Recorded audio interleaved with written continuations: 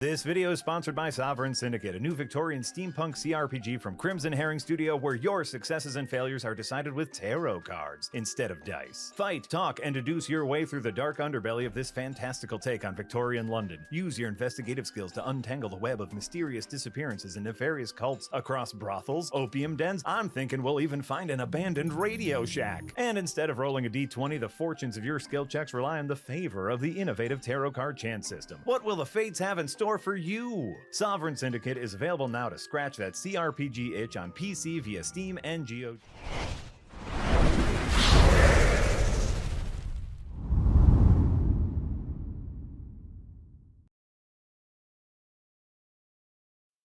Hello, everyone. Welcome once again to the Windbreakers podcast. That was a nice ad for Sovereign Syndicate, wasn't it? I thought it was really well written. Yes. Who wrote it, incidentally? Me. Oh, that was the joke. Well, yes, I'm joined by Marty Sleever and Sebastian Ruiz as always, and I'm Yahtzee Crowshaw. I should have said that first. Hello. Hello, everyone. Hello. And this week on the Windbreakers podcast, we're just a bunch of sweet Metroid Vestites from Metroid Sexual Metroidvania. Oh my God, that was very confusing. I'm excited to talk about this because, guys, favorite genre. I think it's my favorite genre. Well, I'd be hard pressed to call it my favorite genre because I've played so bloody many of the things lately. That makes it your favorite. Yeah. Sounds like your favorite. Just because there's a lot of them doesn't mean there's favorite. Pizza's my favorite food, and there's a bunch of pizzas out there. Well, in playing games like Sonabi, I find myself thinking, boy, I remember this. Level-based games. Whatever happened? Level schmevels. Give me a big old world. I think it's just this time of year, Yacht. You said that when Neon White came out. It's possible. So, yes, we're going to talk about Metroidvanias. What makes good ones and what makes bad ones? We're on with the subject of Prince of Persia. Marty, what's the subtitle? The Lost Crown. The Lost Crown, only because I told you what it was before we... I thought it was called The Last Crown. I was very close. I was one vowel off. It's quite common these days, The Lost and The Last.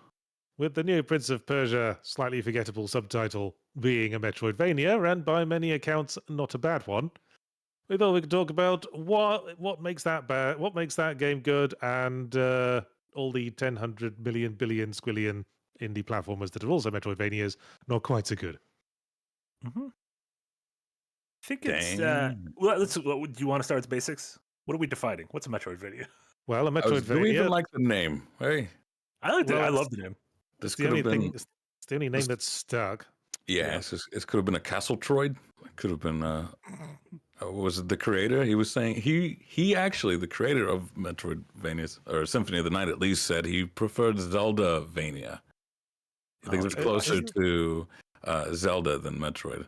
Isn't there a name, like the Japanese name for them is something like, completion platformers, because they're about completing a map? I guess, yeah. Interesting. To me, it's I think one of the reasons I resonate so strongly with it is it's a very nice melding of platformers, adventure game progression, and some light RPG elements, which are three things I just really like. And just for the people who live on the moon, let's confirm that a Metroidvania is basically a platformer in the model of Metroid or a Castlevania Symphony of the Night, where you, instead of going from level to level and beating a boss at the end of each level, you can freely explore an open-ended map with multiple themed areas, gradually unlocking abilities that open up new areas of the map and gradually progress your way into a position of power and esteem so that that fucking Grim Reaper finally respects you. Give me my things back. You took my things. That's the plot of every one of them, isn't it? Yeah. Give them back. Yeah. I think there's a very strong link between Metroidvania and Souls-like. Certainly, I always think of Dark Souls as like the modern 3D Metroidvania. Yeah. It's pretty much the same setup. It's fully explorable. It's open-ended. There's multiple themed lands, and you can... There's ghoulies. A lot of Metroidvanias have ghoulies in them. And the ghoulies, Dark Souls got tons of ghoulies. Yeah. And it feels like the majority of indie Metroidvanias that come out are 2D Souls-likes. fairly overtly.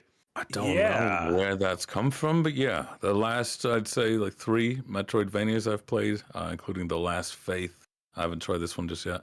It has that Souls-like combat that I'm just like, I can just jump over you. Until you make one where I can't jump over you, I'm going to keep going. Yeah, it's become not only is it its own genre, but I feel like it's also become a seasoning for other genres.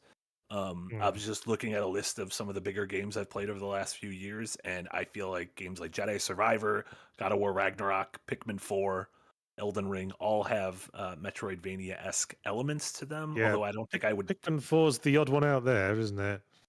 Pikmin has Metroidvania. I would say so. With one of the core tenets of Metroidvania, in my opinion, are sort of the teasing and foreshadowing of abilities, of areas, of obstacles, of things. Saying you have discovered this thing, but you are not quite ready to learn how to overcome it, to get through it, to jump over it, to open this door. So make a mental note of this and come back when you are ready. Yeah, and actually that's one of the interesting features of the new Prince of Persia, in that you don't have to keep a mental note, because you can actually take screenshots of places where you've been and paste them to the map, which is probably the most exciting innovation in Metroidvanias there's been in quite some time, which just goes to show that the genre is pretty much perfected at this point. You're thinking? I don't know. I feel like we're going to get sort of a bit of a renaissance in the fact that we've gone finally to accepting that obtuse maps are probably not the best thing. You know, helping people go back through the map is as fun as the having a big wrinkly brain and I remembered exactly where everything is. Yeah. You know? I mean, the weird thing about the genre for me, and again, this could be nostalgia goggles because they're two of my favorite games, is I feel like the genre was born perfect. I think Super Born Metroid and perfect. Symphony of the Night are Born the two innocent. best Born Metroidvanias. better than your best. Sorry, go on.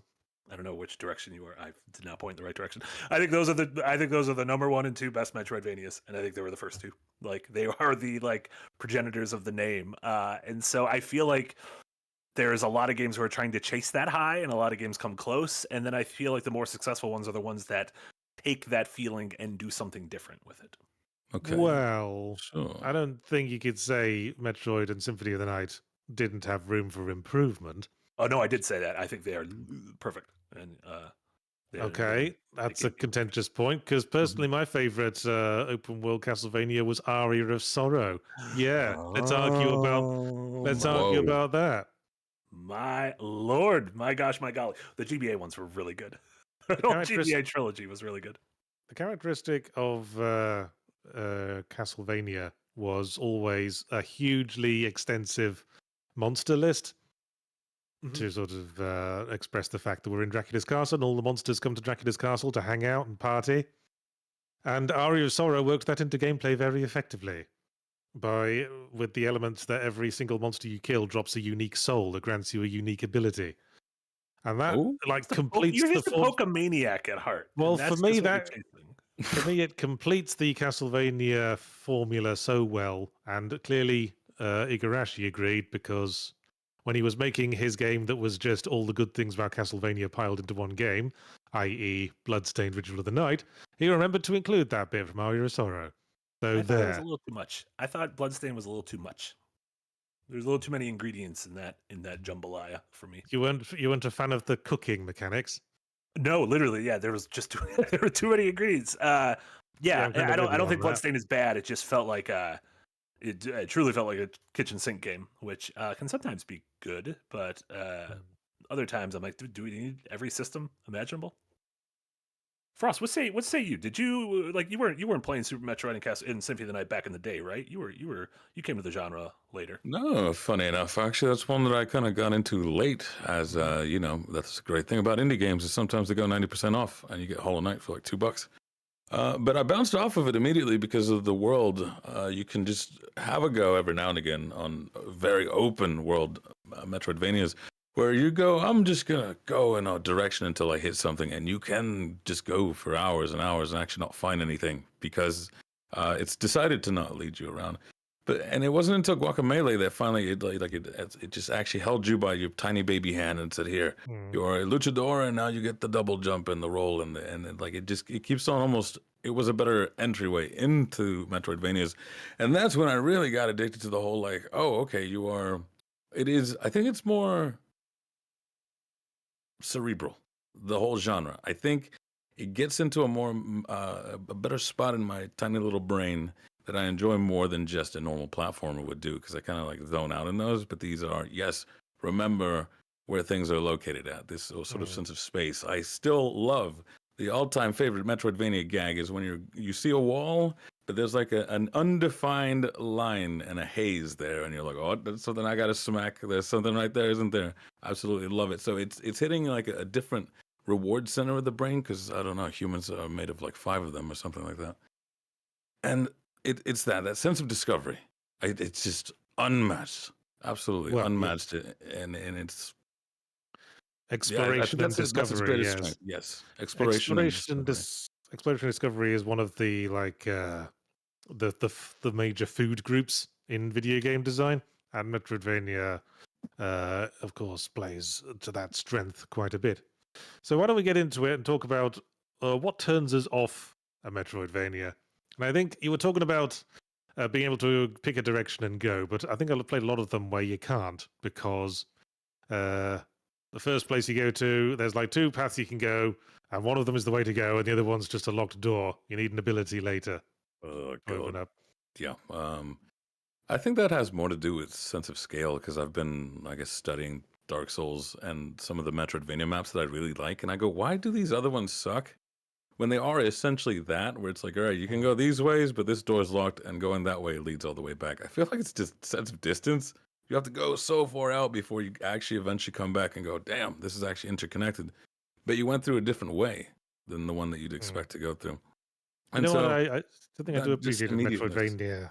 Something I do appreciate in Metroidvania is interconnectedness rather than just letting you teleport right off the bat. I've always admired that about the start of Dark Souls. Like, you don't get the teleport until way, way into Dark Souls. And the moment you do, the sort of level design starts to suffer, because it just turns into linear paths to the next big boss fight, because they don't have to. They don't have to worry about it anymore. It's not full teleport, which is nice. They definitely let up on that later on, and that was sort of Dark Souls 2. Yeah, it's like, here, why go back? Why ever return? Yeah. Who cares? There's for me, there's a lot of things to where it's less do's and don'ts and more of, you need to get this right, because if it's like the Goldilocks porridge, like if it's too hot or too cold, this is not going to be good.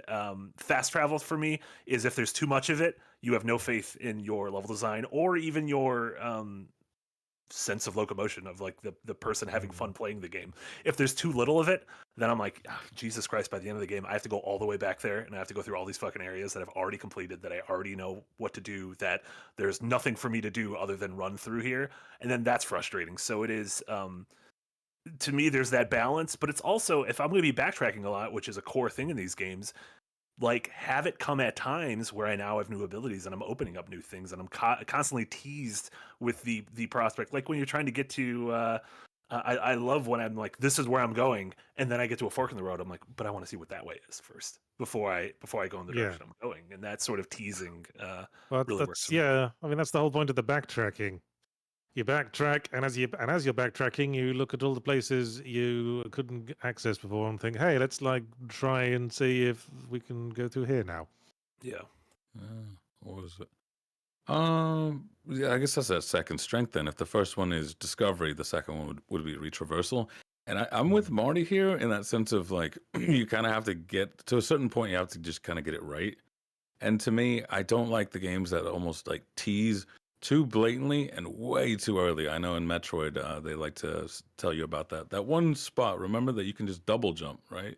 But at the first time that you're ever going through that, you don't really have that in mind. You're just like, oh, I can't make it. I just can't make it.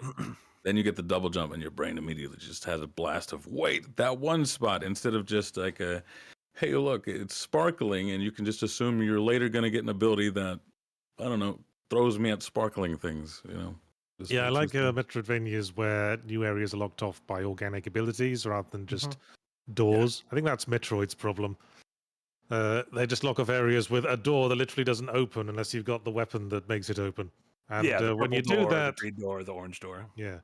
And I tend to appreciate a Metroidvania that's laid out so that you technically need the high level abilities to reach certain areas.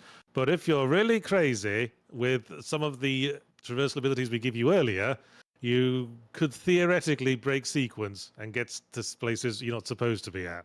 See, he's hitting more on that thing of the more engagement through the brain, being a little naughty. Like you don't feel like a super genius until you break sequence or feel like, oh, I've got one up on the developer. No one knows about this. Yeah. Of course, I talk shit about Metroid, but that was always like the classic Metroid thing with bomb jumping. Yeah. If you could master morph ball jumping, you could like get to high up places long before you get the space jump. Yeah, or there's rooms to where it's like, oh, you need, there's like spikes and enemies everywhere, and it's dark, so you're gonna need the lantern or whatever to illuminate the room. But if you're crazy, you might be able to do this without the lantern if you're able to get through in the darkness. I think also what kind of goes along with all of this is you need your level design and your environmental design needs to be remarkable and memorable.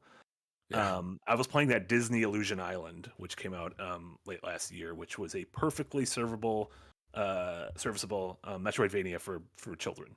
If it's like my first Metroidvania, the problem is every area had no character whatsoever, and so I'd get an ability and I'd be like, "Where was the thing I could use this on?" Oh, it was in the room that looked like every other room I've been to.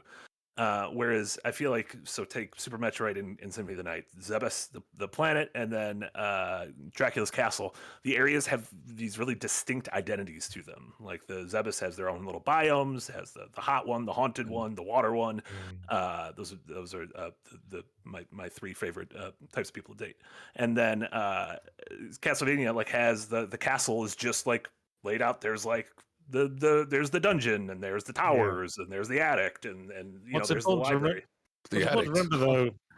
What's important to remember though, and this is something I see a lot in sort of amateur indie Metroidvanias, is that it's not just the appearance of the places you go to, but their layouts as well that need to be unique. Like in Symphony of the Night, like the grand staircase is built around those like huge diagonal rooms with the big staircase, and at the top of it there's an area that's like a bunch of towers, which is very vertical focused. Or there's the underground like catacombs that are more like horizontal. Yeah, tombs. You might need to like take a boat to get across, or if you get the ability to go underwater, you can do that. So you got to think about how each area is laid out uniquely, as well as having different wallpaper. I've played a lot of like procedural games where you get to like a new dungeon, and it's just the dungeon you were in before, but now it's pink. So that's the thing. If it's procedural, can it legally be a Metroidvania? That doesn't come from like the sparkling region of Igarashi. I've played procedural Metroidvanias. There was one called Chasm a while back. Yeah, I remember Chasm. Is it though? I mean, Rogue Legacy. Rogue Legacy is 2. Rogue Legacy is Dead Souls. I feel like these are different things. Or Dead Souls. This was the thing, because the problem with Chasm was that obviously Metroidvanias need to be tightly structured because you get the abilities in order and access new areas. So all that Chasm did was they'd randomize the in-betweeny rooms in between the important that's steps exactly on the path. Does it? Yeah. And in the end, those are the rooms you just don't remember. So if you play it the second time, you're not even sure it has randomized again. It just seems like pretty much the same. Yeah. And then the Frost, you touched on it earlier. The actual map, I feel like that's another one of those. This is too hot. This is too cold. This feels right. If my map has too much information on it, the aforementioned Disney Illusion Island just listed everything on the map, and so you'd open the map and it would just be everything. And I'm like, this is too much. Secret right next. Yeah. Whereas there's other maps where you open it up and you're like, I can't tell what any of this means. Like this is like way too like archaic and simplistic. So it needs to be some take it out on you, like those maps where it's only uncovered with your body, your presence. Sure. Yeah. Takes it away. Where some are like, you explored the room or you got the secret, so I'm gonna give you blocked outlines and let you know you don't have to come back here. But how do you like your maps? Do you like them like that? Do you like finding a little character who's whistling like in Hollow Knight? Freaking love that. If they don't, if you can get That's a cold take review for a different thing, but you hit me right where I love it. Yeah, the little Absolutely. whistler. Yeah, Haiku the robot did the same thing with a nice little Whistles. whistling character. Like Yeah, I think a good Metroidvania, this is probably gets a little later, is the one that doesn't even have to talk to you. You can just it just emotes you with its characters now. But as far as maps go, Yahtzee once mentioned a good Metroidvania map does this unfolding, like a bit of paper. Yeah, just a nice unfold and then boom. Well, I was talking about open worlds generally, but sure. You were talking about Tunic in that one, I think. So Yeah. it's like a bit of both. But it's more like a puzzle. Like, have you ever done a puzzle, a jigsaw puzzle? I've done one over the weekend. Easiest thing to do: find the edges. Yeah, Sure. You've set up the frame now, and then find the big chunks that have like the same color that pertain to each other. And now you've slowly you've gone from like I've made the frame, I've filled out the big chunks, and now I've just got the little ones. And then the picture you can kind of tell what it is, even if you're missing like I don't know 10 pieces. But and those are the juicy secret bits for the true ending and all that kind of stuff. My Metroidvania maps reveal themselves like jigsaw puzzles. Well, it was a Very, little very hard to annoying. do. It was a little annoying in Symphony of the Night. Speaking of how that totally hadn't yet perfected the formula, Marty, was unlocking all those fiddly little bits of map that there's no reason to go to except to block it out of the map. But you have to You're block just it out saying of the that map the other because day. otherwise, Yeah, otherwise you think, oh, what if there was a secret there I didn't get to yet? And then there's turn that into a one, bat and like fuck around in like Yeah. the air and the corners of the sky and and there's that everything. one fucking square in the like flooded caverns that you just can't get to unless you do a really stupid like jump at one specific spot. Yeah, There's something I appreciate in the new Prince of Persia, actually, is that generally you have to go all over the room to unlock it. But if you've like basically been to the important part and the rest of the room is just like decoration, then it just fills it out in the map. Says, yeah, don't worry about it. great. Oh my god, maybe I'm wrong. Maybe the genre did have room to grow because all these sound great. Yeah, Same I was thing with gonna, the taking I was the gonna picture. say you said you think it came out perfect. I think it's not perfect, but it's those imperfections that accidentally make it like so good in that regard. There's a lot of weird imperfections about Symphony of the Night. Like one that I really do not understand what the thinking was behind it was that instead of just using a food item, you have to equip a food item to your hand, press the attack button to throw the food item on the floor, Yeah. and then walk over it to Yeah. eat it. Just like real life. Yeah. Yeah, that's pretty silly. The 10-second rule is what. 10 seconds rule. Yeah, That's well, I mean, when Castlevania's been built around that. meal. You crack open a wall, and all of a sudden there's like a fully formed ham in there. You're like, I could eat this. Yeah. This is fine. You know, it's funny the contrast between Metroid and Vania, just thinking about it, because Castlevania Symphony of the Night had a million billion different enemies, like a unique enemy for every single room. And it had a million billion different items you could pick up and a million billion weapons. And in contrast, Metroid has like 5 things you can pick up, 5 different enemies, Yeah. and 5 weapons. But Yeah, it is. I map just selection. replayed Symphony of the Night on stream late last year, and it is shocking how many like one-off enemies there are. There aren't even bosses. I'm like, who made this thing? Like, someone spent time making this enemy. They tucked it away in a hallway in the inverted castle you do not need to go to. I'm like, someone Well, a lot missed of a the- holiday making this thing.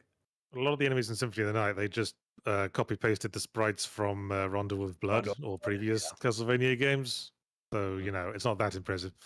But yeah, a lot of it was just like a big library of sprites they still had from previous games. Hey, I think it's smart. But, you know, if Use you've what got them, toss them in. Exactly. I think it's smart. I also think a big don't for me is to as your traversal expands and becomes more fun, don't keep that too close to the vest for too long. Don't keep like a double jump or a cool air dash away from me until the last 25% of the game. Like if you got something cool to show off, give that to me early. I liked the first Ori held abilities too close to the vest for the duration of the game. The second Ori, you gathered all those old abilities within like the first hour. So in the first hour of Ori 2, you felt like you were at the end of the first Ori, and I was like, this is great. This is perfect. Do you get more? Yeah, and then you get more. I've And there's new done ones. Ori 2 Yeah. yet. Okay. Dude, Ori 2 is incredible. Ori 2 might be one of the best. Yeah, I modern kind of Metroidvanias. I kind of could go either way on this because On the one hand, it's kind of disappointing that you need the game to trickle out all the mechanics for the actual mechanics to work. I think I would say that's sort of a problem with Prince of Persia's combat. Hell, I'm giving away a lot of stuff that I'm putting in a future review, but it's just because it's fresh on my mind. At the same time, a traversal ability can be really satisfying if you've been stuck without it for prolonged periods. Yeah. Like you got through like 2/3 of the game and you've had to just been crawling around on the ground like a fucking slug the whole time. Yeah. And suddenly the game goes, hey, now you've got a grappling hook. And I'm like, oh shit, I'm going to go all the way through the entire map again and jump on top of the heads of all the enemies who bullied me.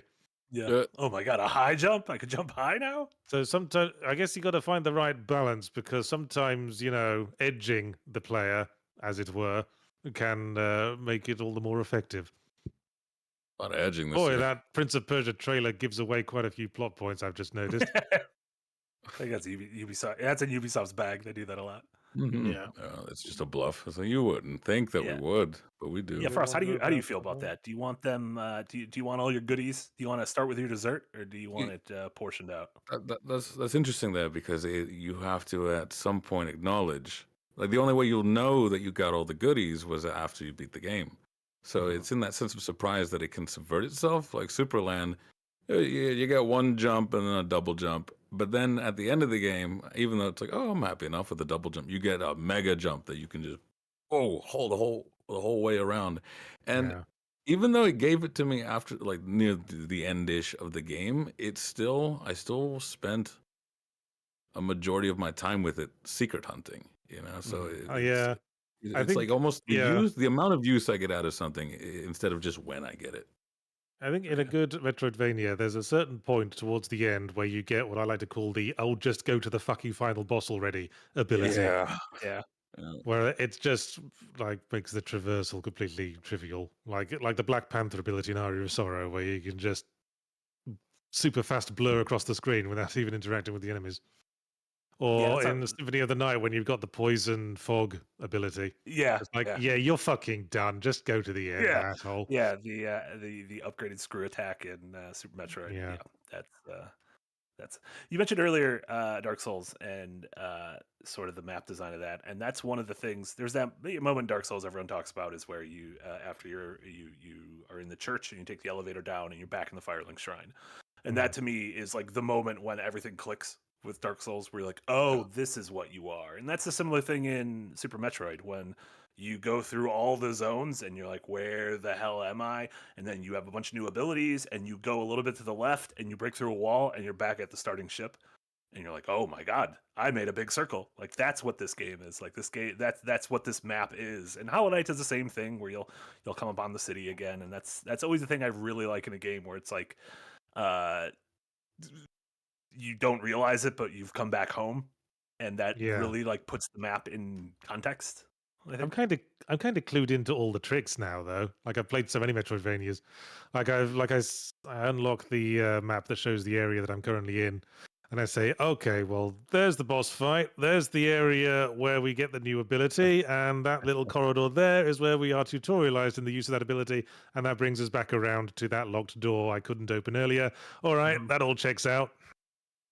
Oh, but now you feel doubly clever, don't you?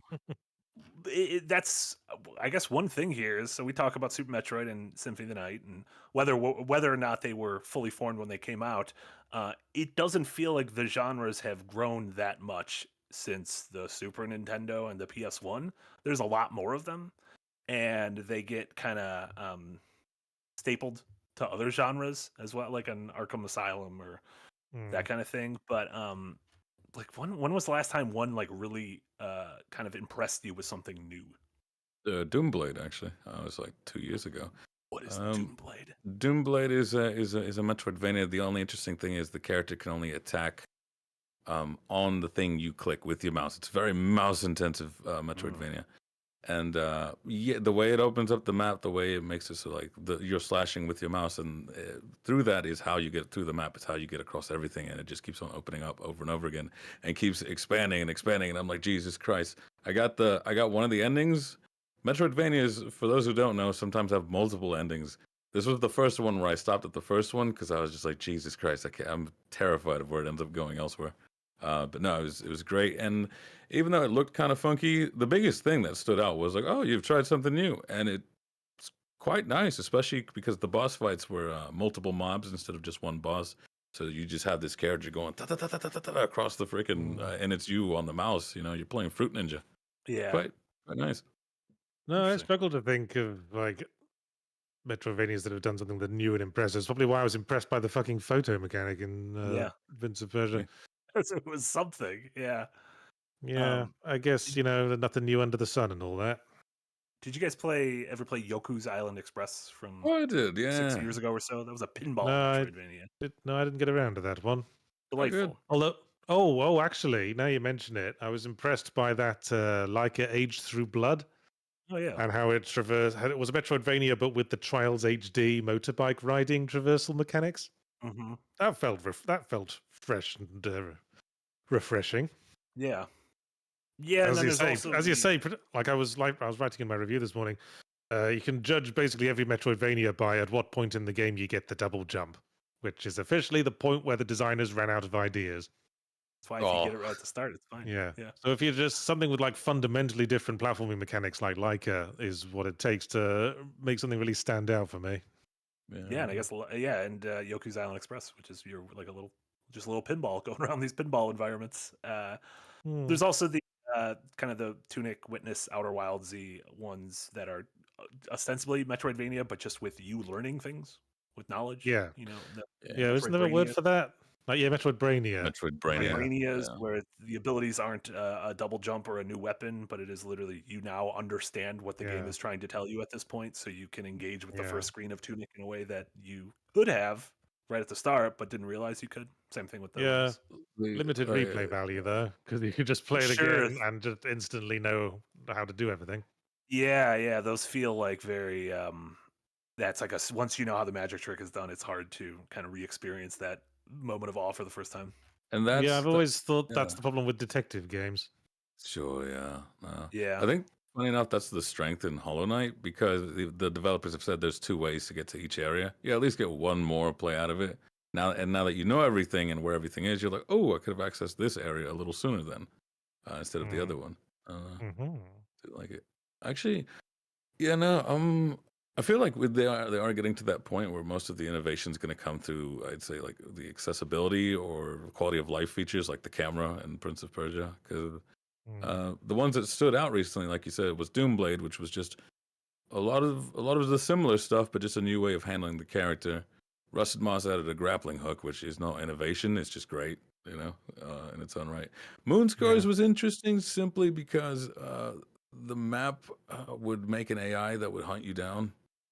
And just a little thrill going through there. What, like the little Grim Reaper that comes to chase you in Bubble Bobble if you take too long on a level?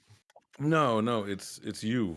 If you use the teleporter, you split from yourself, and then when you get back to that area, you have to fight yourself, and it makes it give this weird dialogue, and it's a whole story. Like in the original Prince of Persia, when you go through the mirror to make the Dark Prince. That's pretty cool. God, is that the plot? It all comes back. It's all coming back. And I'm trying to think of sort of individual mechanics, like Yahtzee said, with the photo thing that kind of stood out to me. And like once Hollow Knight I don't know if Hollow Knight was the first one to do this, but the charm system feels like it is now a part of so many games where you have kind of like X amount of points to equip certain things, and that's how you kind of create a loadout almost for your character. That was Paper Mario, wasn't it? That actually was like the pins or the badges. Yeah. It just seems like a lot of the games, a lot of Metroidvanias, or just a lot of games in general, kind of cribbed that.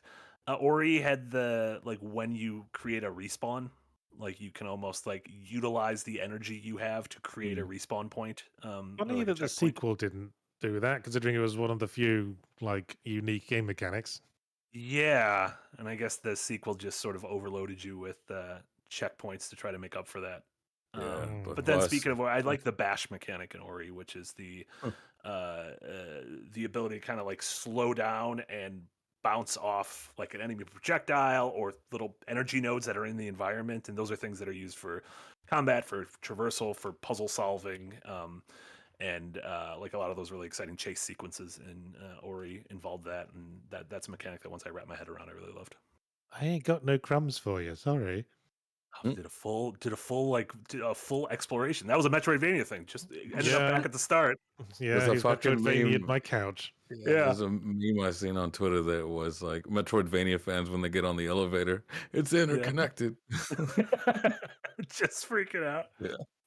Is What an would- elevator a Metroidvania? Oh my god. What are we doing?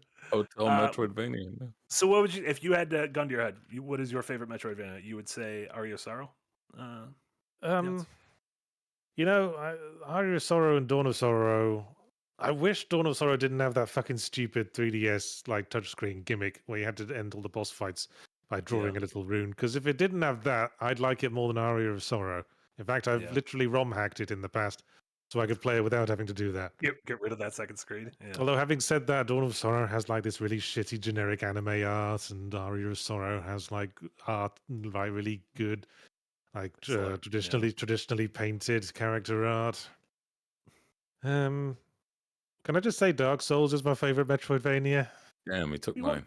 No cops. We could both say it. Everyone can say Dark Souls. Dark Souls is great. I was about to ask, what is like do the Metroidvania genre do they pull out anything interesting for you, narratively speaking, the way that they unfold there? Because sometimes it does come down to I found this little weird dude whistling and now he's back at my headquarters talking to me. I think they do. At least Super Metroid did environmental storytelling extremely well for the time, like before other games were doing it. That whole like, oh, I lost me ring in the pond. If you ever come across it, don't forget that I'm over here in this square. Yeah. And then it's like, that was my wife's. And yeah, like it's more lore heavy than story. Which I mean, I just prefer lore over story. Yeah. Well, lore is story, isn't it? Yeah, but it's more so like you can, if you ignore it, you won't fail the history exam. But if you go into it, you are only richer. You know. Sure. Toffee, we don't walk on the keyboard. Toffee, how could you? The keyboard is needed for work. Do you feel like 3D games are at a disadvantage when it comes to this, or do you think building a 3D Metroidvania is? I think obviously you have the issue with maps. It's much harder to map a 3D game. Remember how bad the map was in the first Jedi Fallen Order? I think Dark Souls demonstrates that you can get by without a map if you're just very well designed. Mm-hmm. Oh, that kind of map. Because what 3D games have instead of a map is that it gives you the ability to look at the horizon and go, hey, I need to get to that thing over there. And that's what Dark Souls does very well. It also has the advantage of, when you go through a doorway to get to the other room and you completely forget why you're there. I think that effect happens more in 3D spaces than 2Ds. And so you're just like, oh, I'm back. Even if it is the exact same map, right? One with just the separation of walls and doorways, you're like, oh, wow, I forgot the door was here. It's like, yeah, it was. Yep, that's exactly where it was before, but it's the 3D illusion. That's sort of where the genre leans nowadays. This door cannot be opened from this side. Like, oh, yeah, a Metroidvania. Well, I guess it's better than the Silent Hill approach. This door cannot be open ever. Forget about it. Move on. I tried it. At least Silent Hill X's it out on your map, so that I know not to try it again. But you try and fail to open so many doors in those games. This lock is broken, which means the door cannot open because I don't know what locks are. Listen, they're all grieving. It's very hard to know what a lock is because they're all grieving. That never clicked. Yeah, he's not wrong. Yeah. Now we go to Super Chats to drive discussion further. Sounds great. And as you guys know, thank you so much for all your Super Chats and your donos. Look at that goal at the top. Holy smokes. We're getting there. Adventures Night Season 4 on location. Yes. Flights are booked. Airbnbs are booked. Christ on a bike. Christ is absolutely on a bike. So thank you all so much who've donated. So remember, of course, if you're new to the podcast, we all our Super Chats we now read out over the course of the rest of the podcast. So if you liked us talking of bullshitting about a topic, this is the point to stop listening. Those are my thumbs up. Jewel Row gives €2 and says, I 100% hate when I cannot reveal the entire map. I know, it's that one fucking square in the flooded caverns in Symphony of the Night. Oh Ooh, god! it makes me mad. And you And have it's- to have faith that it's not a bug or anything. Have you guys ever played these like early review versions of some Metroidvanias and they've got bugs where the sequence doesn't unlock or the map doesn't fully I flesh can out? believe it. Yeah. But it's doubly Oh. annoying in Symphony of the Night because there are mechanics that depend on you mapping out the entire game. Like there's a weapon that does more damage the more of Yeah, the with game percent. that's mapped out. Oh, what the Yeah, hell? yeah. Where's that Yeah. been? Yeah. Yeah, that was Wow, that's we're that's like regressing. a super OP weapon in Symphony of the Night if you do your due diligence. Yeah, Aria Sora has a soul that like ups your stats based on how much of the map you've opened up. What? And I think it's the Headhunter soul. Yeah, definitely equip that towards the end of the game. I feel like Doc. I have to go back, Marty. Like Jesus. It's your kids. Where'd Yahtzee Camera go? off a You come second back? there. You back? Was it Toffee's fault? Did Toffee step on something? No, that was entirely my fault. Or I guess I Yeah. could also blame Windows 11 and its dumb hover over stuff. Oh, I was like, Yeah. what a time for a restart. Jason Lotito gives $10 and says, for the RHPS reference. Oh, Rocky Horror Picture Show. I just got that. Yeah. The Red Hot Oh. Billy Steppers. Yeah. The red hot pilly steppers, exactly. And then we had a handful of green messages. Wing Potato, upgrading membership to the Green Gang. Thank you so much, Wing Potato. Zakaros in the Green Gang, welcome. Critical Void in the Tip Jar, and Guglop, been a member for 1 month. Thank you so much, Guglop. Farewell, Second Wind Live Green Gang. Hello, Second Wind main channel. That is an update. We're going to be doing our streams from now on this channel. Yeah. Nick Once posted again. the update to yeah. various spots with further details. Yeah, we just it was just struggling to get the eyes on the second channel, so we figured might as well just stick it all on one. Yeah, and we're going to be curating how the feeds look, so don't worry if you're just here for the edited videos. Well, you're probably not listening to this, but we're going to be making sure that when you go to the videos tab, it's just all the kind of premium edited things that you're here for. But then we'll have playlists for all of our goofy streams. So there you go. Win, win, win. Win. Yes, indeed. And Doran Grossman Naples gives $2 and says, you guys hear about Izalith Swamp? Well, I know what those two words mean, but I don't know what they mean together. Was What it you mean lost? by like what'd you Did it hear lost? about it? What?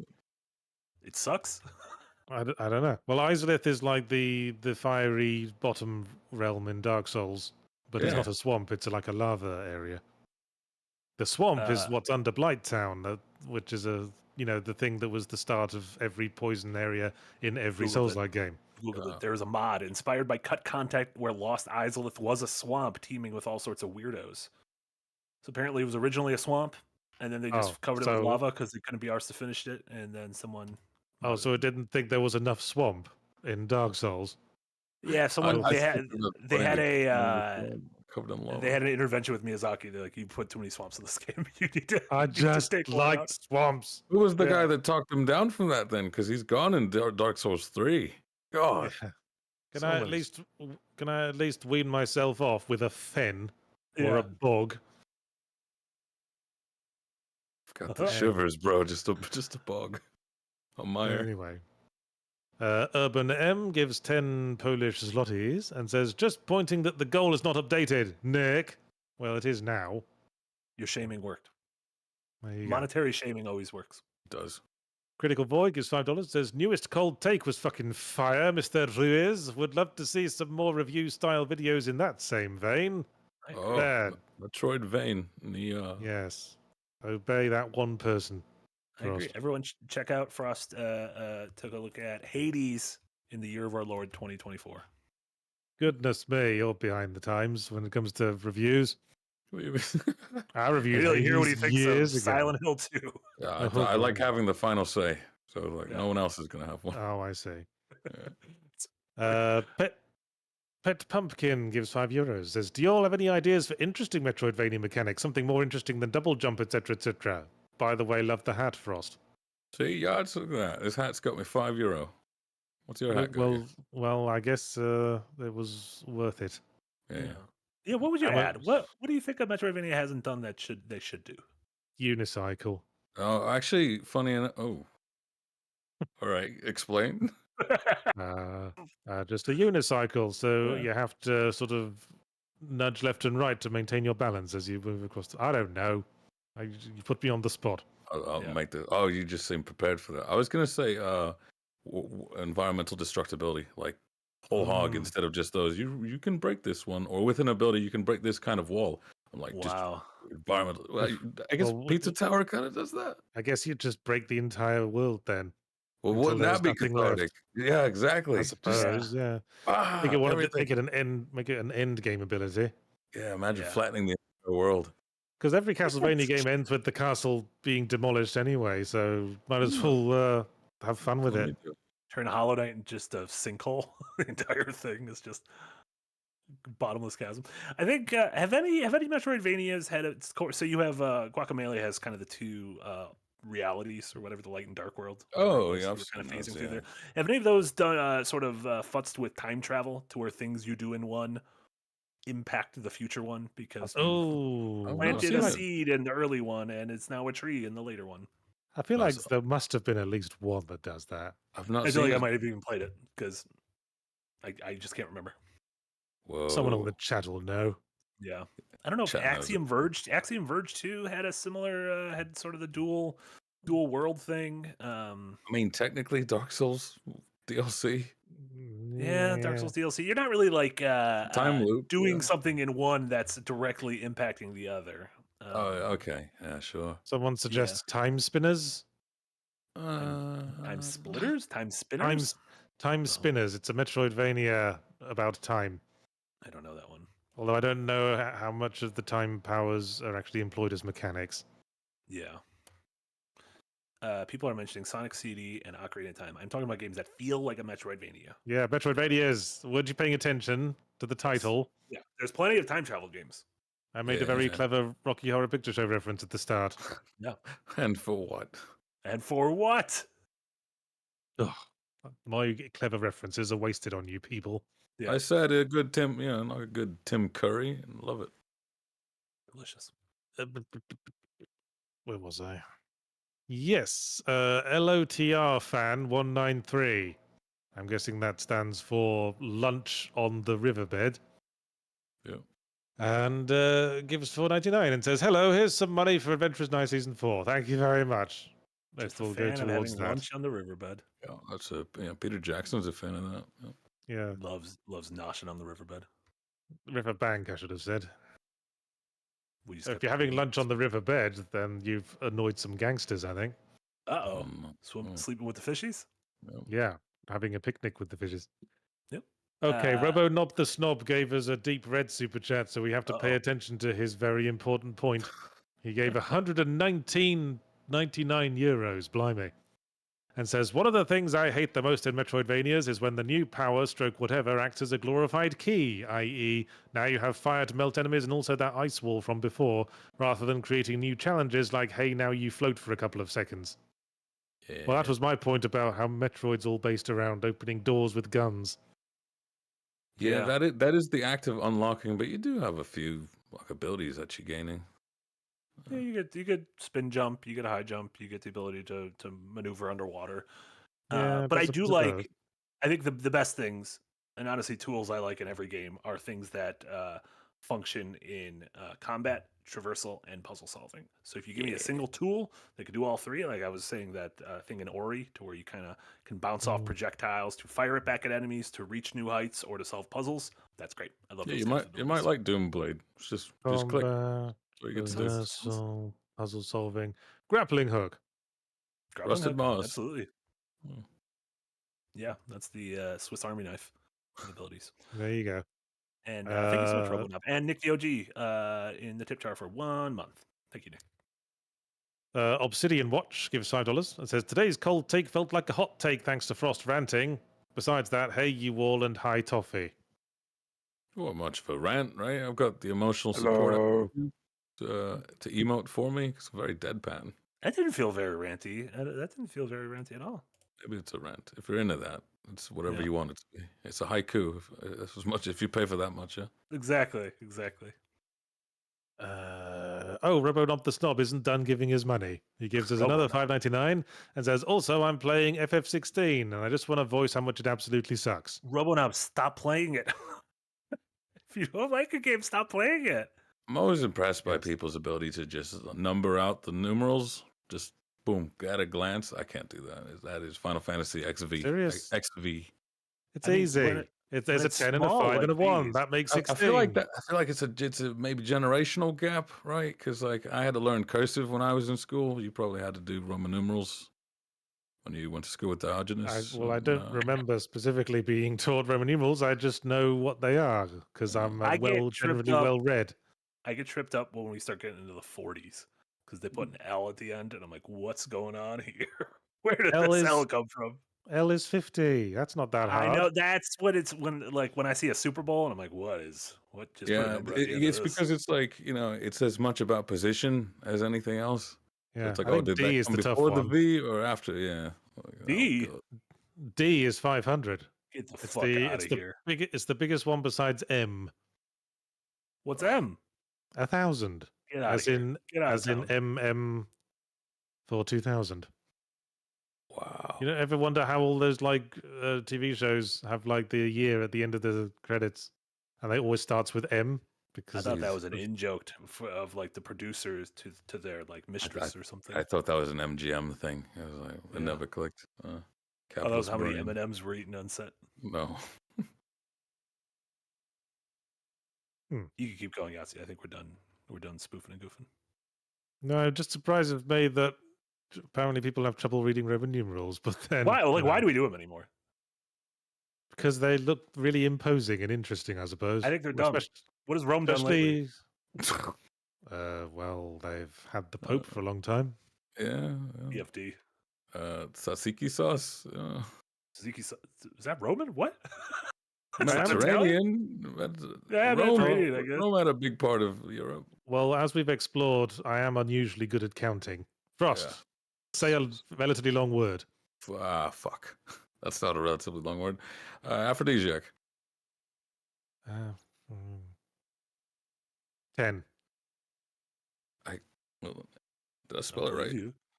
What's 10 in Roman numerals, wait. 11. Sorry. My brain was turning to PH into a single letter. You were too horned that was like it's sound based. That's cool. 2, 3, 4, 5, 6, 7, 8, 9, 10, 11. He's right. I think we, the Fahrenheit and the Celsius gang, need to get together and we need to get rid of Roman numerals. We need to come to agreement on something.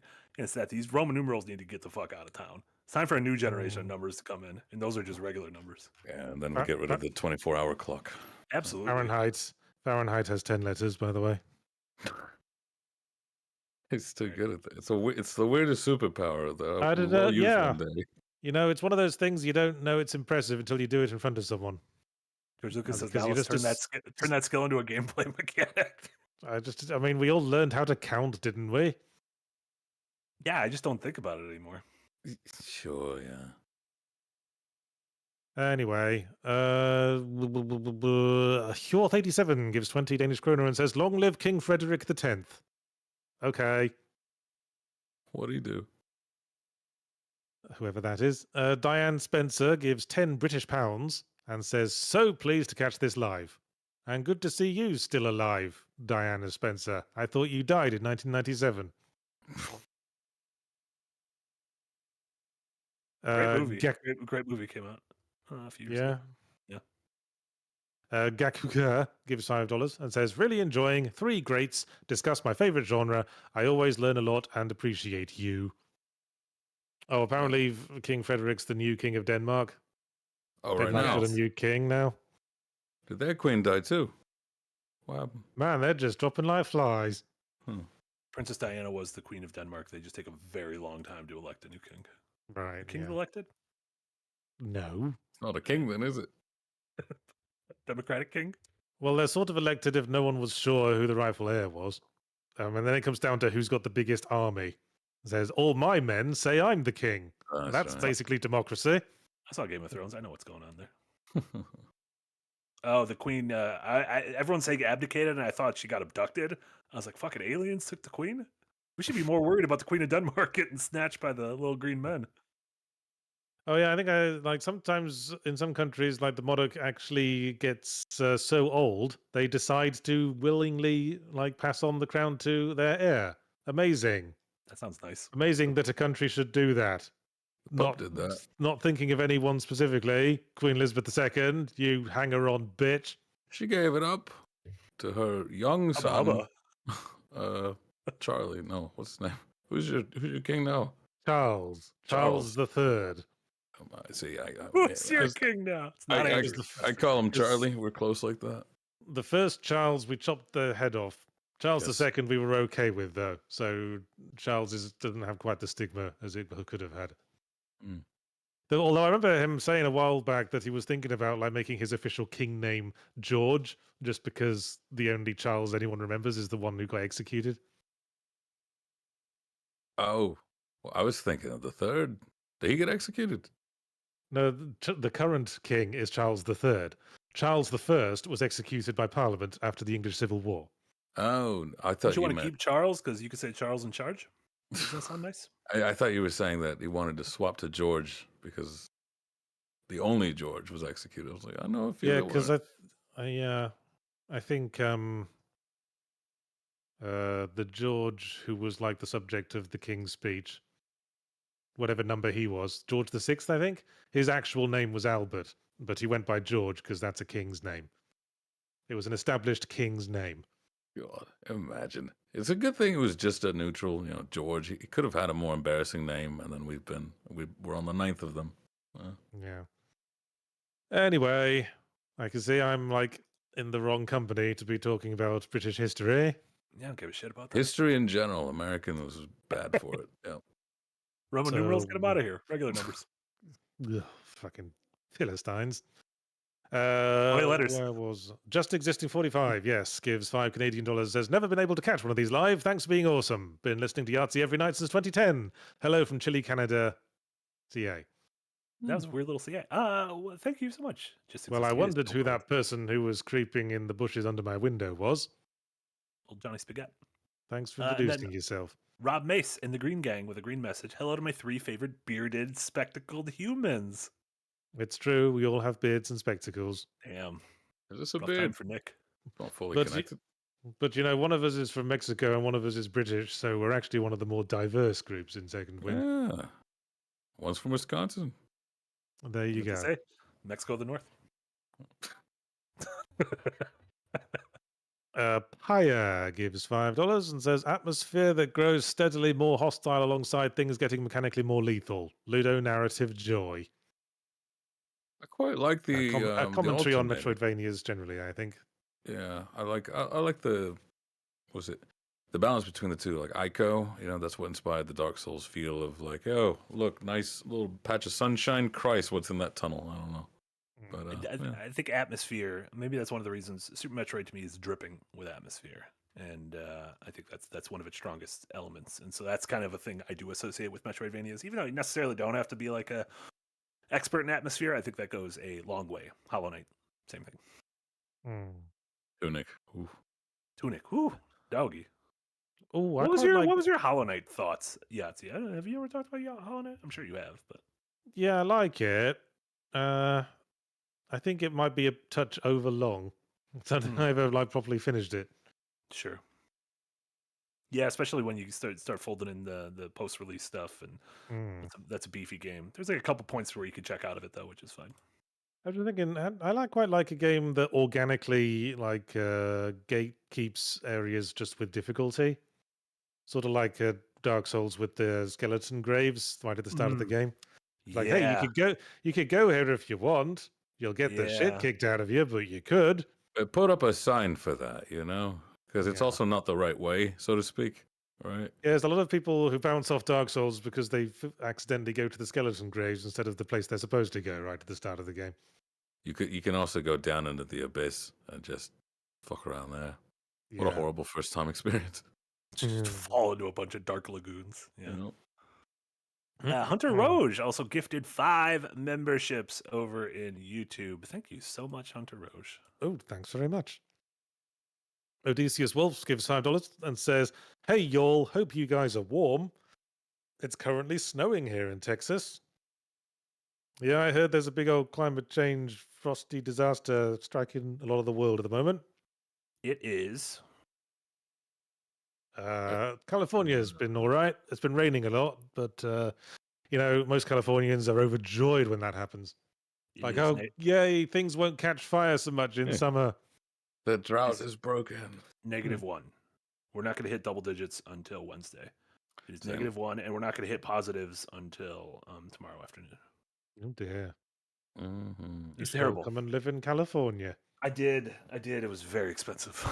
So expensive. Yeah, Marty was there. It was so make some money expensive. then. Get good, scrub. Oh my god! I thought my- about games. There's so money in this. There's so That's money in this. guilt dipped by the economy. All right.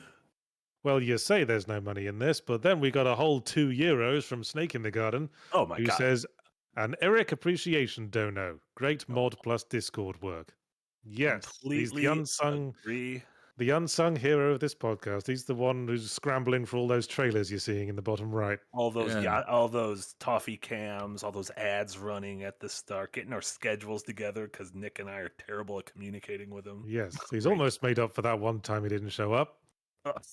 Oh, you're leaving me. He's got enough anxiety over that. Okay, fine.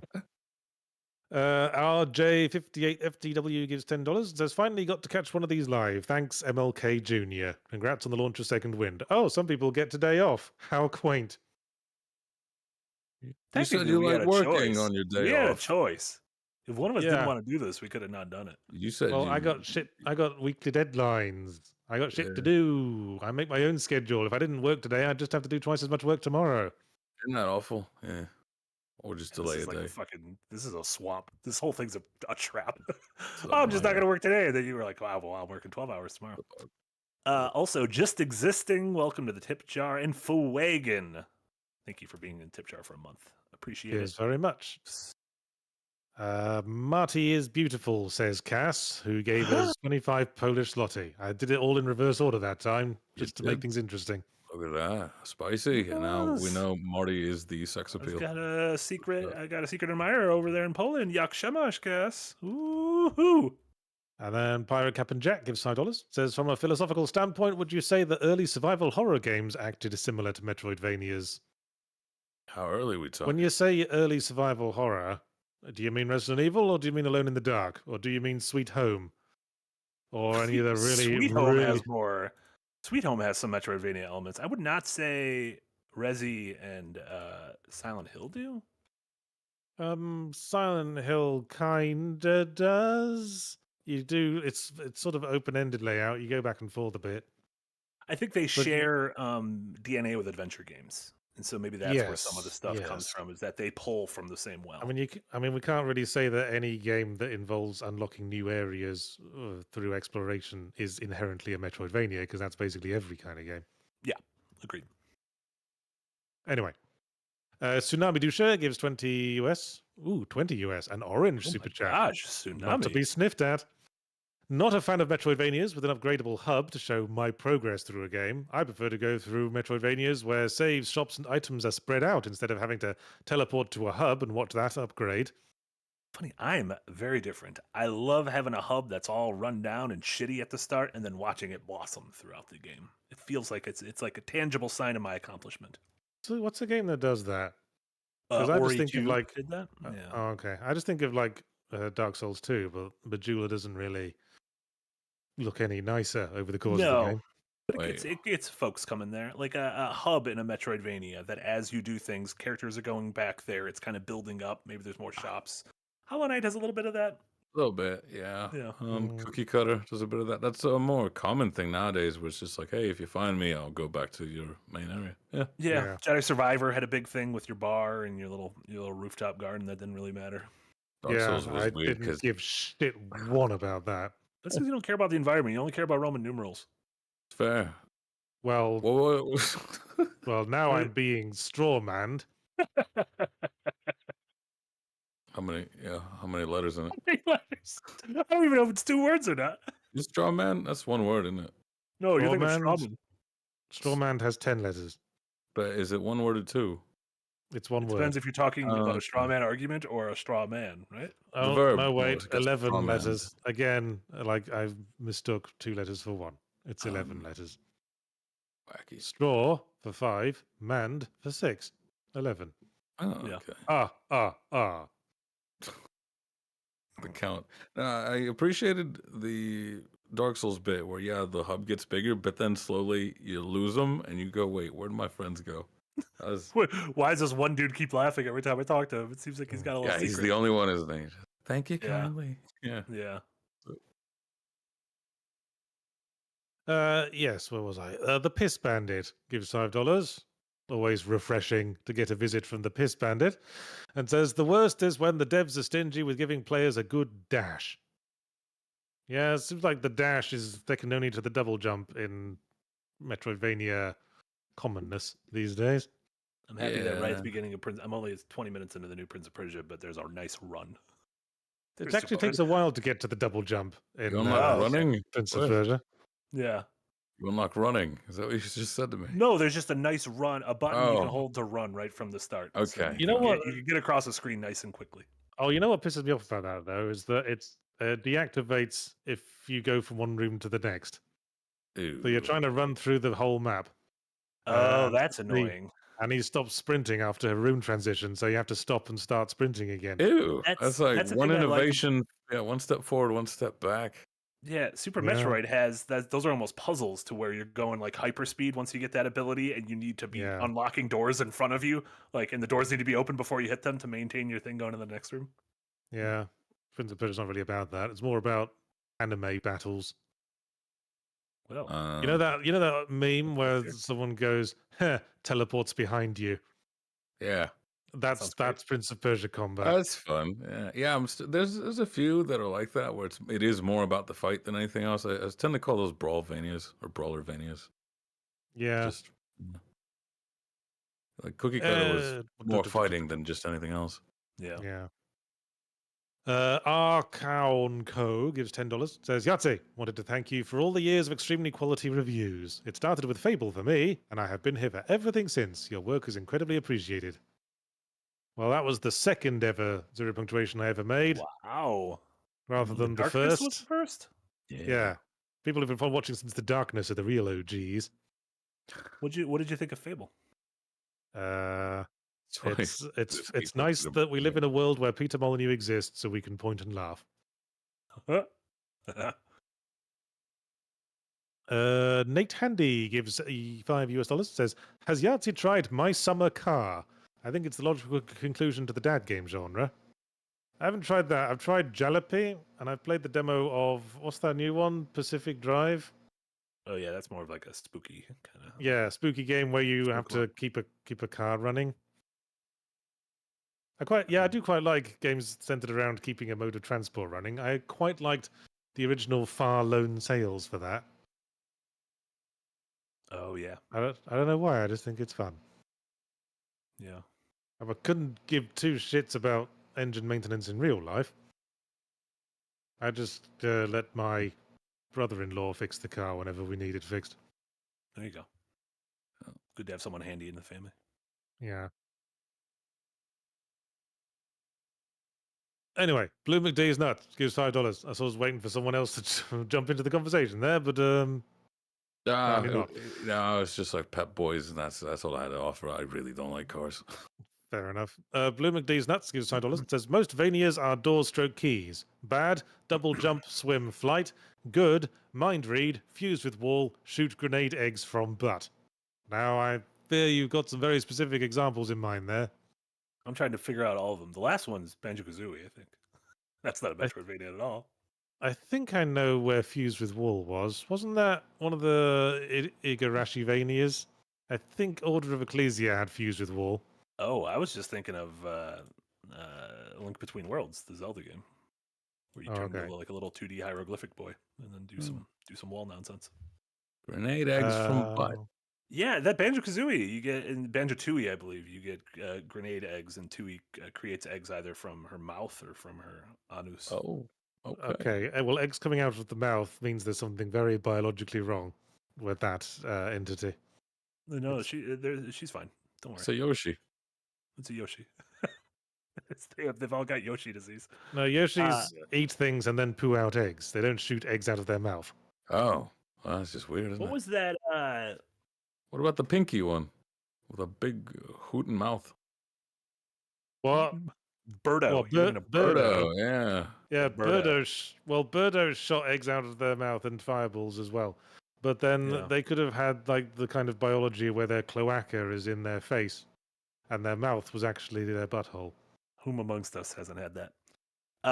Did you ever play Alpha Protocol or Shadow Yes. Complex? Those I feel have like played those are both of those. Those are two Metroidvanias that kind of take a more quote unquote like realistic approach, kind of like a sci-fi approach that we don't see a lot in the Metroidvania genre. Alpha Protocol is not a Metroidvania. Am I not Alpha thinking of the right game?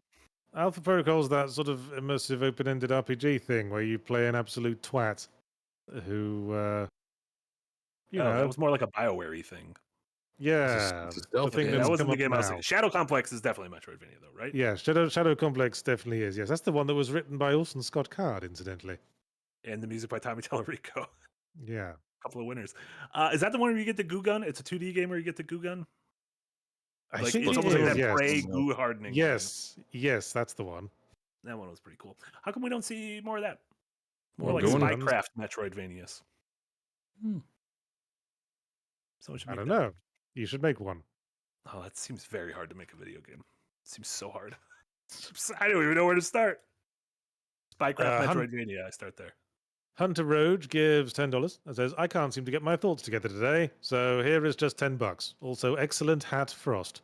Oh, that. To It like is a great hat. 16 bucks for Man. that. I mean, I've got one of those furry winter hats with the ear flaps that I could have brought on if I knew you'd go this nuts for it. What do you mean this nuts for? It's cold. This has flaps. See? We should each Oh, bring, yeah.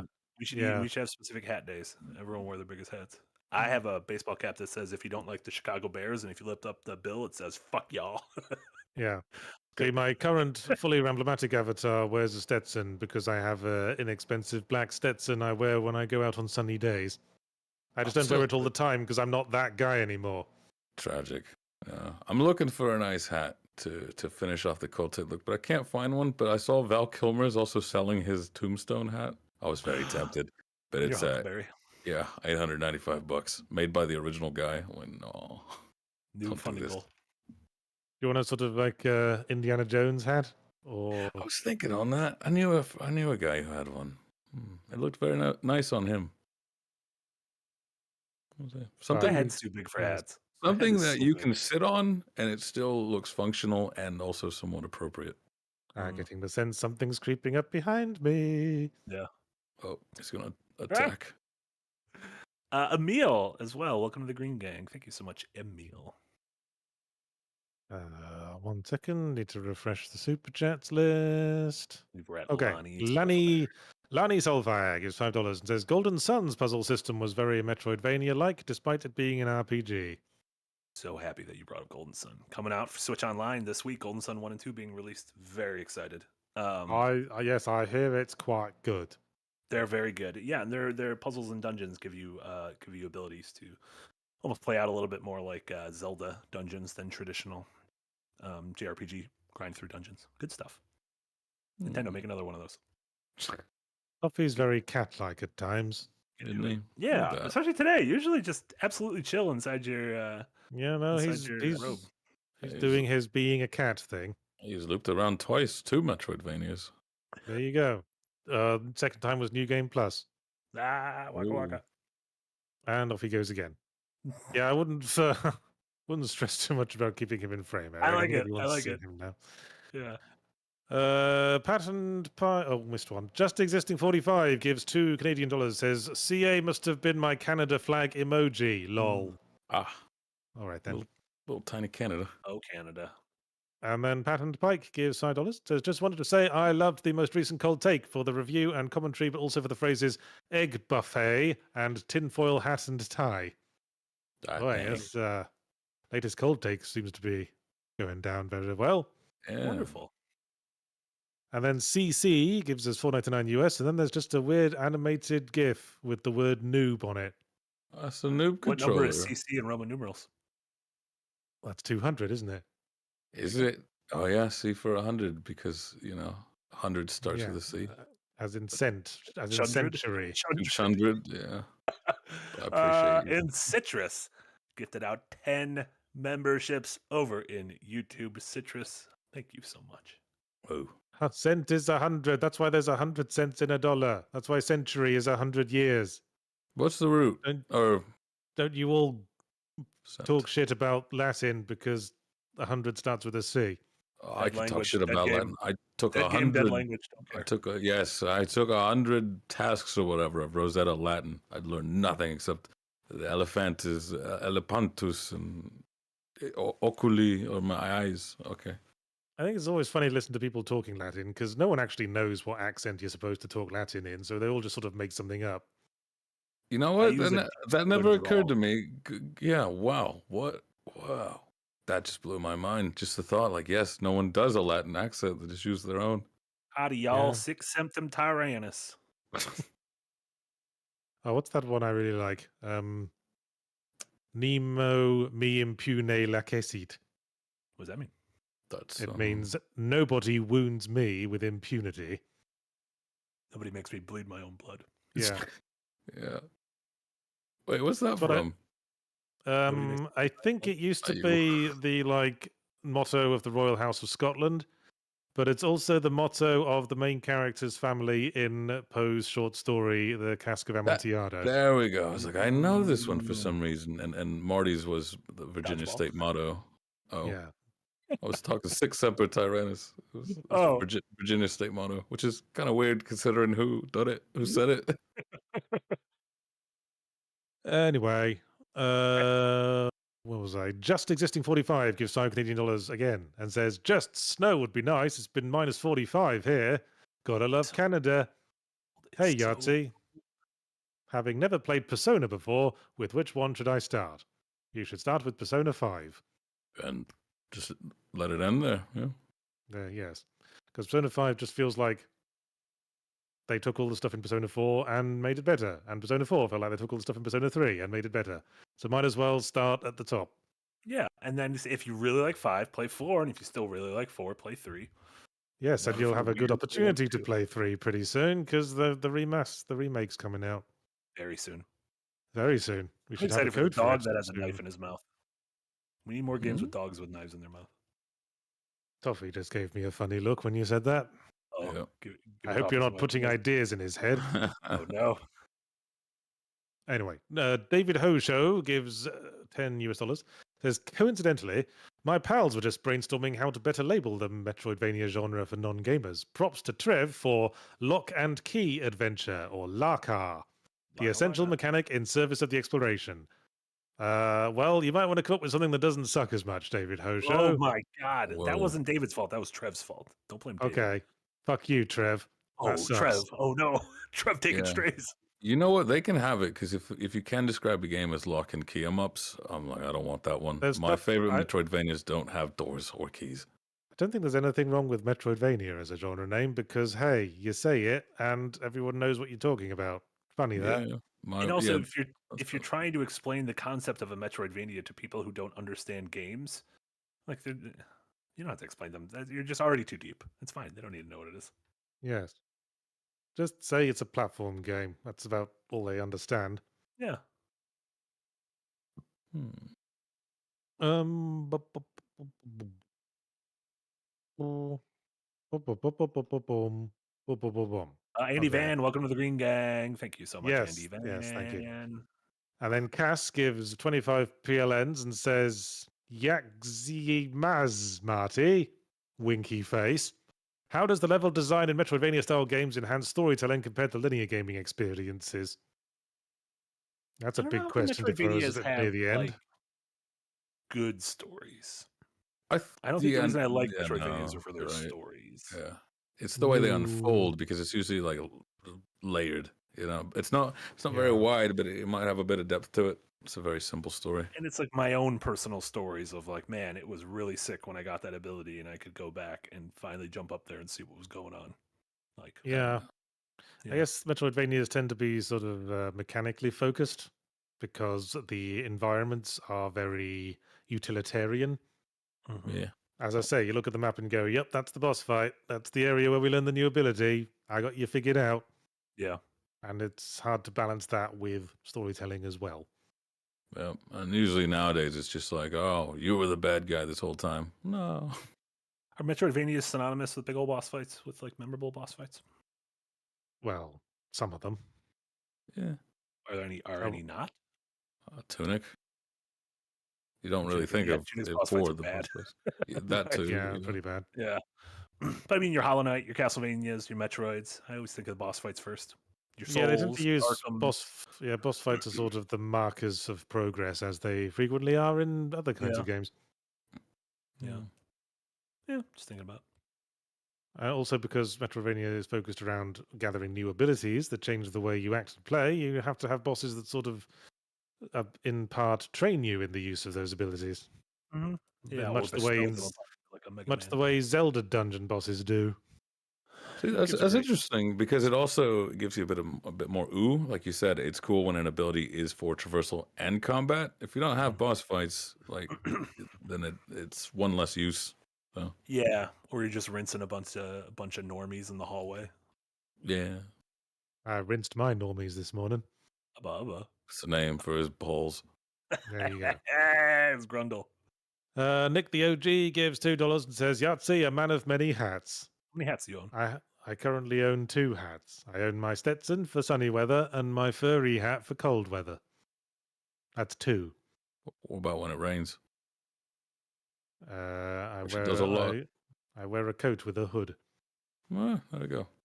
Why do you say 2 in Roman numerals? I. Almost like you're agreeing to something on a ship. Aye, Captain. Okay. 2, Captain. No, that would just be regular 2. It's 1-1. 1-1 cap. 1-1 is 2. Yes. CC comes back with $4.99 and says, I'm the fool who sent 99 cents last week.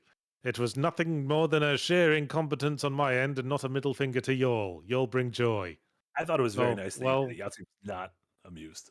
I'm glad you felt the need to apologize, although I completely forgot who you were the instant You that podcast was over. you said it was worse to send 99 cents than to send nothing at all. Okay. That sounds like something I would say, yes.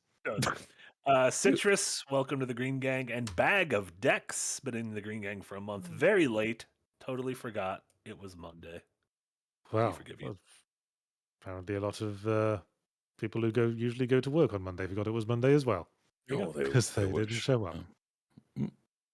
Oh, blimey, it's a deep red super chat now, coming from Aitor Urabari, who gives us 1,000 arses, which I guess must be pretty valuable if it's a red super chat. A lot of It says, arses. hi guys, just catch the stream, wanted to show my support and say that the wait for the final episodes of Season 3 of Adventurers Nigh is becoming unbearable.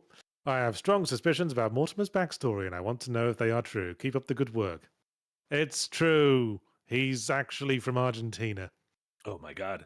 Yeah. Do you have 1,000 arses? He loves his purry. At least. At least 1,000 arses. Yeah, we should be getting the new episodes in a month, right? Because that was episode Yeah, the one that just went out was 5, I think. 5. So the next one will be the Puppet Show episode. Then the one after that will be Scarpering from the Eldritch Horror episode. there were And the 7 one after at that, It's new. maybe. There 80 And the one after that will be the heist planning. And then I think after that will be the new episodes. Oh my god, we're so close. I know. Just a few more weeks. I can't believe it. And right after the new episodes start, we have to bugger off and record the next season. Oh my gosh. It never ends. It truly doesn't. And then Aitor Urabari comes back as a member for 1 month and uses his member chat to say, also, Frost, please say that sentence I'm not going to try to pronounce. Thanks. Yeah, anda pa allá, bobo. Yeah, anda pa allá, bobo. What does that mean? Off. It's kind of like off with it, you clown. Okay. On your bike, mate. Yeah, on you go. On your bike. On your Piss bike. off. Yeah. Go forth and multiply.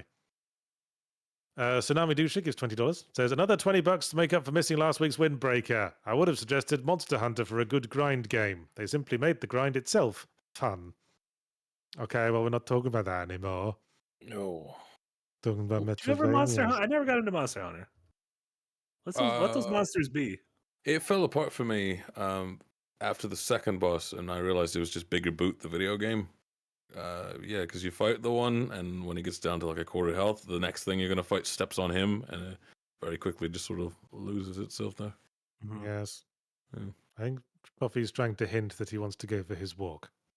So we better get through these quickly. Mhm. Digital Janus gives $5 Canadian. Says Strider was an arcade action platformer, but a Metroidvania on the NES, and the remake 10 to 15 years ago tried to fuse both playstyles. Mm. Yeah, I seem to remember quite liking the remake of that. That wasn't too bad. Okay. Yeah, I didn't have a lot of Friends. thoughts. Yeah, I no. wasn't a huge Strider fan as a kid. I liked Strider in Marvel vs. Capcom, and I thought the new one was pretty neat because it was Metroidvania. And John Connor says, what's the perfect length for Metroidvania? 12 letters. Ah, This guy. I like a good 10 hours. That's sort of my like. nice tight 10. Yeah, a little bang for buck indie on a tight 10. Yeah. A nice tight.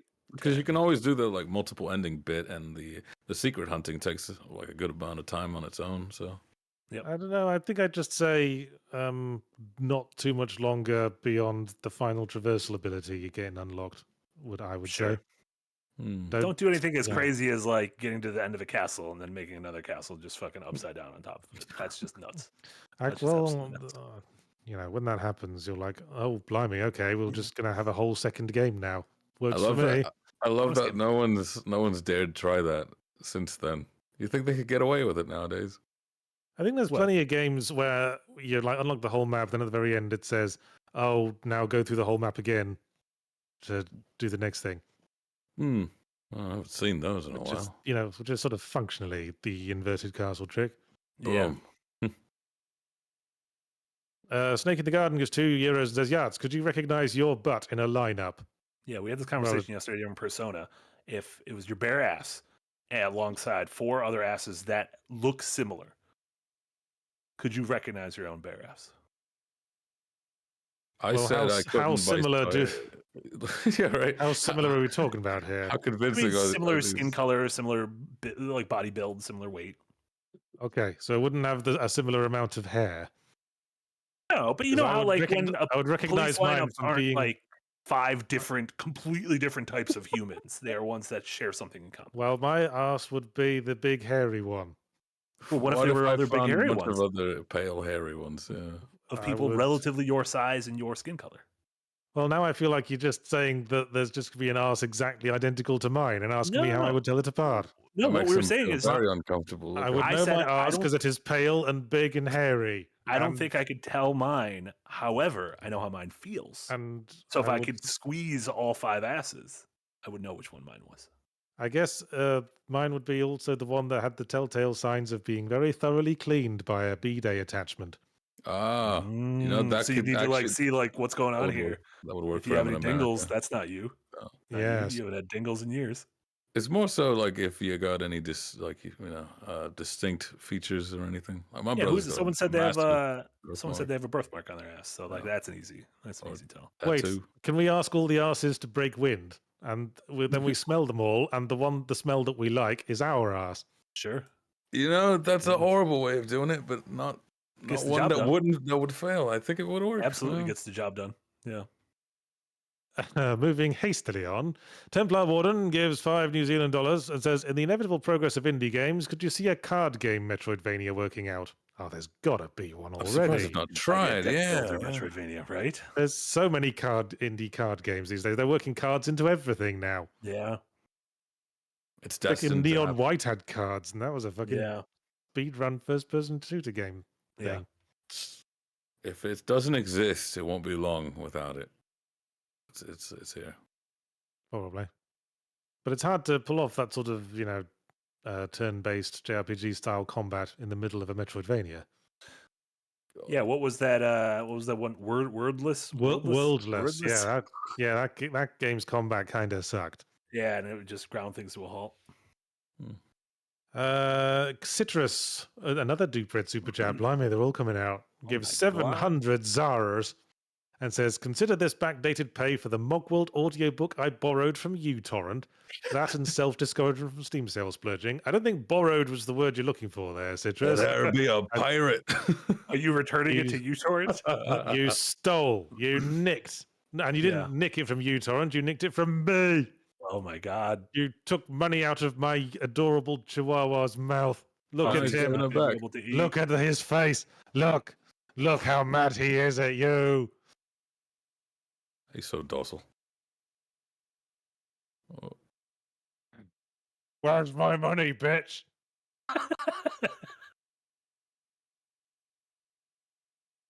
Sorry, Tuffy. Did you teach him to swear yachts, or was that elsewhere? Yeah. He watches too many of your videos. It's just learned behavior. Yeah. He sees what's effective. Yeah. Pain-causing samurai gives $5 and says, have any of the Second Wind crew played Whooppo? It's an adorable anarchic game that's more Kirbyvania than Metroidvania, at least in tone. No, I have not played Whooppo. Oh, that looks delightful. Oh, well, I say. Look at that. I've never even heard of it. Whooppo. 2016. The past. That's an old one. Wow. No, here's an interesting one, though. For 2024, get ready for three Metroidvanias where the map is the human body. I don't know why, but yeah, they're doing the Osmosis Jones bit. Uh-huh. Oh, weird. Yeah. Will we go along the full extent of a small intestine, do you think? There's one, yeah, I think it's called Biogun. Yeah, it definitely goes into... I think there's more intestine than there should be, actually. I think that's... I want a Metroidvania map that's... You know how Dokapon is like a loose translation of Earth? I want a Metroidvania map, like a 2D map, but that it's sort of themed after America. So like the bottom right corner has like a Deep South vibe to it. The Western Wall feels like California in the level. I don't know what that means. It just feels like California. Have you played The Crew? I don't want to drive a fucking car. What are we doing? I don't want to drive a car. You play Euro Truck Simulator. What's wrong with driving a car? I drive a car. I quite like driving a car. No, I drive a car in real life. I don't want to drive a car in a game. I like driving a car in real life. It's almost like a game. You just, the game is don't run over people. Yeah, I was like, wait a minute. And I'm an expert at it. You've gamified not running over people? Yes. Give myself an extra point for every person I don't run over. Oh. And then Citrus gives 35 Zara and says, to be fair, money shouldn't go into dogs' mouths. Yeah, you got a nerve showing your face again, Citrus. And then Neyman Picture gives €5 and says, shout out to Lunar Knights, time-stopping, knife-throwing Metroidvania is fun. Yeah, I played that demo. I really liked it. It's a little... It's very... Oh, yeah. Yeah, I've seen that one. Lunar Knights, I believe. Oh, wait, this is something else I was thinking of. What do you think? There's about to be another Metroidvania with time-stopping and knives, so... Knife Chucker? You talking about Knife Chucker? No, not Charles. No. Knife Charles in charge. Man, if you search for Luna on Steam, there's like 9 different games. Luna likes. Luna, Lost, Last, the 3 big L's. What is that in Roman numerals? 3 L's? A couple of 50s. 3 L's. Well, you wouldn't say 3 L's to mean 150. You would say CL. CL. Okay, what the word? We're going to make a new quiz game where we ask you about Roman numerals and how many letters are in numbers. I'd be miserable at it. No. that's just letters retaliating for algebra. We done? I didn't realize I had such an advanced education compared to you people. You're very smart, yeah. No.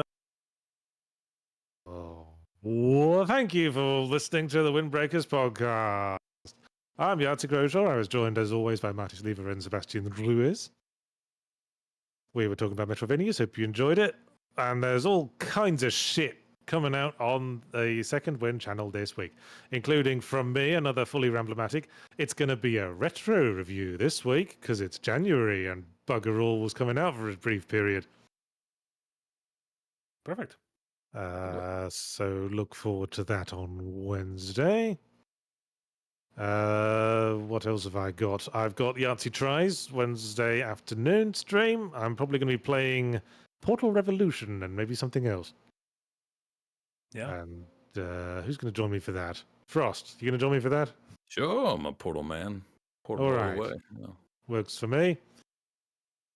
Eric, what are you doing? He's putting like a little Angry eyebrows on Toffee. Well, Toffee is angry. He's very angry at Citrus for stealing a book from me. That's the Nike Apparently, at swoosh. some point. And of course, Adventures Die, which I'm a part of. Watch the episode that came out on Saturday, and then watch the episode that comes out on the coming Saturday, which will also be good. Right, Marty, your turn. Plug stuff. Heck yeah. No hidden gems tonight because of the holiday, but the crew will be back. Normal streams the rest of the week. Editor's backlog tomorrow. Yahtzee Tries and Firelink on Wednesday. We're going to be doing Shoot the Shit and Devil May Cry on Thursday. Also, Thursday, 2 p.m. Central, a cheeky little watch along to the Xbox Developer Direct, where they're going to be showing off not only Hellblade and Avowed, but what the hell that Indiana Jones game that the Wolfenstein team is working on. We're going to be seeing that on Thursday, which is very exciting. And then we'll also, I think we'll be doing a Pal World stream this week. And Marco's up tomorrow. We can start palling around. So we're going to see when we're going to be doing that. We'll keep you guys posted. And Starstruck Vagabonds playtest, which was scheduled for last week, had to be moved to this week, but it should be Friday at noon Central. Yes, almost forgot about that one. Yeah. I'm surprisingly nervous about it. Understandable. It's a big coming out party for your game. Yeah. I've been working on it for years and never actually got any proper testing done because every time I thought about getting someone else to play it, I was like, oh no, what if it's not perfect yet? And then I'd just stall again. Well, it's not.